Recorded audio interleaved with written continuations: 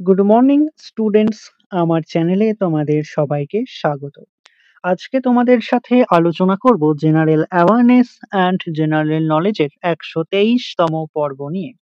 তো আগের পর্বগুলির মতোই আজকের পর্বটিও খুবই গুরুত্বপূর্ণ হতে চলেছে, বিশেষ করে যারা কেপি কনস্টেবল এবং ডাব্লিউবিপি কনস্টেবল পরীক্ষা দিচ্ছ 2024-এ। তো প্রতিদিন ঠিক সকাল 6টায় আমি তোমাদেরকে এই পর্বটি করিয়ে থাকি, তো অবশ্যই সকলে যুক্ত হয়ে যাবে এই সময়। সমস্ত আপকামিং পরীক্ষার জন্যই এই পর্বটি উপকৃত হবে, যেমন KP constable, WBP constable, clerkship, miscellaneous সমস্ত পরীক্ষাগুলিতেই। তো চলো আজকের ক্লাসটি শুরু করা যাক। তোমাদের প্রথম প্রশ্ন হলো, ঝুমলা পাস ভারতের কোন রাজ্যে অবস্থিত? খুবই ইম্পর্টেন্ট কোশ্চেন। এসআইএ কোশ্চেনটি এসেছিল, ঝুমলা পাস ভারতের কোন রাজ্যে অবস্থিত?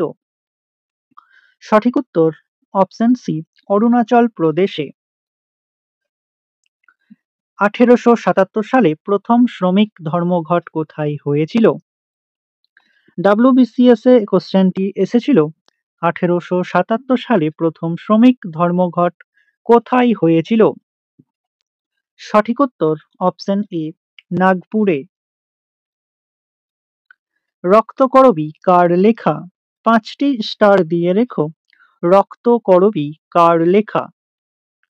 সঠিক উত্তর অপশন বি, কবিগুরু রবীন্দ্রনাথ ঠাকুরের লেখা। সত্যবিলোপ নীতি কত সালে চালু হয়েছিল? কেপি কনস্টেবল এবং ডাব্লিউবিপি কনস্টেবল দুটি পরীক্ষাতেই কোশ্চেনটি বারবার এসেছে। সত্যবিলোপ নীতি কত সালে চালু হয়েছিল? সঠিক উত্তর অপশন বি, 1848 সালে। ইনসুলিনের অভাবে কোন রোগটি হয়ে থাকে? খুবই ইম্পর্টেন্ট কোশ্চেন। ইনসুলিনের অভাবে কোন রোগটি হয়ে থাকে?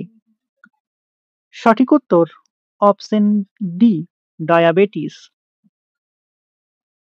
আকবরের শাসন ব্যবস্থায় সরকারের খাস জমিকে কি বলা হতো? ডাব্লিউবিসিএস এ কোশ্চেনটি এসেছিল, আকবরের শাসন ব্যবস্থায় সরকারের খাস জমিকে কি বলা হতো? সঠিক উত্তর অপশন সি, খালিশা।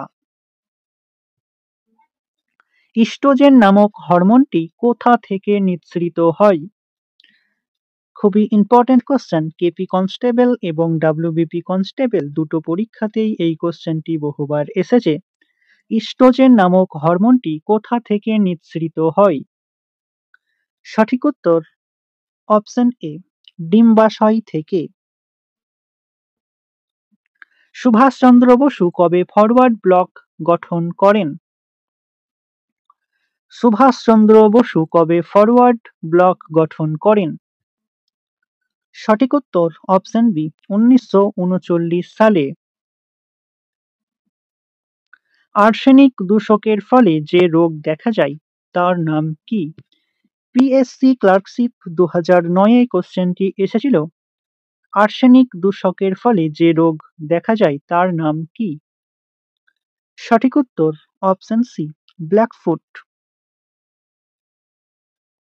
নিম্নলিখিত কোনটি আটলান্টিক মহাসাগরের একটি শীতল স্রোত?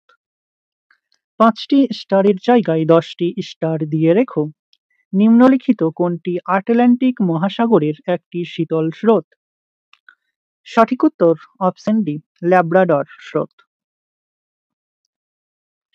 রবীন্দ্রনাথ ঠাকুরকে বিশ্বকবি আখ্যা দিয়েছেন কে? খুবই ইম্পর্টেন্ট কোশ্চেন। ডাব্লিউবিসিএস এ কোশ্চেনটি এসেছিল। এছাড়াও রেলওয়ে বোর্ড এই কোশ্চেনটি করে থাকে। রবীন্দ্রনাথ ঠাকুরকে বিশ্বকবি আখ্যা দিয়েছিলেন কে? সঠিক উত্তর অপশন এ, ব্রহ্মবান্ধব উপাধ্যায়। অমৃতসরের হরমন্দির কে তৈরি করেন? ডাব্লিউবিসিএস এর কোশ্চেন এটিও। অমৃতসরের হরমন্দির কে তৈরি করেন? সঠিক উত্তর অপশন বি, গুরু অর্জুন।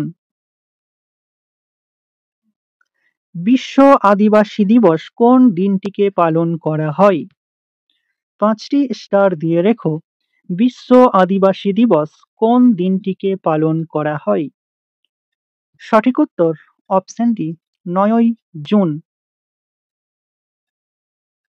ভিলাই কোথায় অবস্থিত? ৫টি স্টার দিয়ে রেখো। ভিলাই কোথায় অবস্থিত? সঠিক উত্তর অপশন ডি ভিলাই ক্ষুদ্রান্তে অবস্থান করেছে। মিরাট ষড়যন্ত্র মামলা কত সালে সংগঠিত হয়?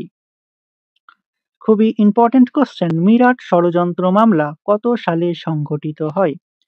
এই কোশ্চেনটি সঠিক উত্তরটি তোমরা আমাকে কমেন্টের মাধ্যমে জানিও। পদ্ম পুরস্কার কবে প্রতিষ্ঠিত হয়? খুবই ইম্পর্টেন্ট কোশ্চেন। পদ্ম পুরস্কার কবে প্রতিষ্ঠিত হয়? সঠিক উত্তর অপশন বি ১৯৪৮ সালে। মেঘাদিশু কোন দেশের রাজধানী? মেঘাদিশু কোন দেশের রাজধানী?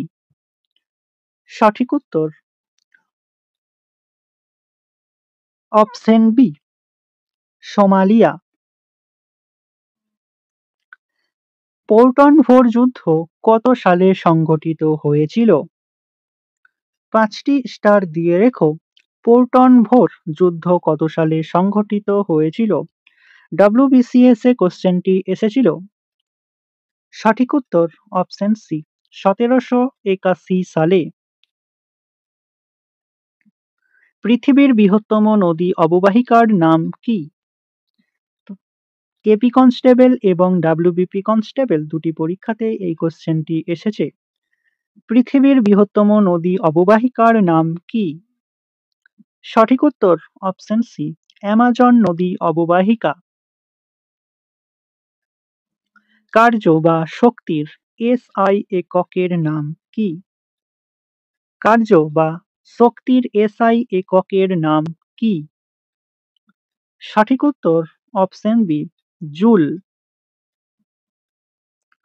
তো স্টুডেন্টস, এই ছিল তোমাদের আজকের ক্লাসটি ভালো লাগলে বন্ধুদের সাথে শেয়ার করো। চ্যানেলে নতুন হয়ে থাকলে চ্যানেলটিকে সাবস্ক্রাইব করে পাশে থাকা বেল আইকন বাটনটি প্রেস করে রেখো ভিডিও নোটিফিকেশন সবার প্রথমে পেতে। তো দেখা হচ্ছে নেক্সট ক্লাসে। আজ এই পর্যন্তই। সবাই ভালো থেকো, সুস্থ থেকো। জয় হিন্দ, জয় ভারত।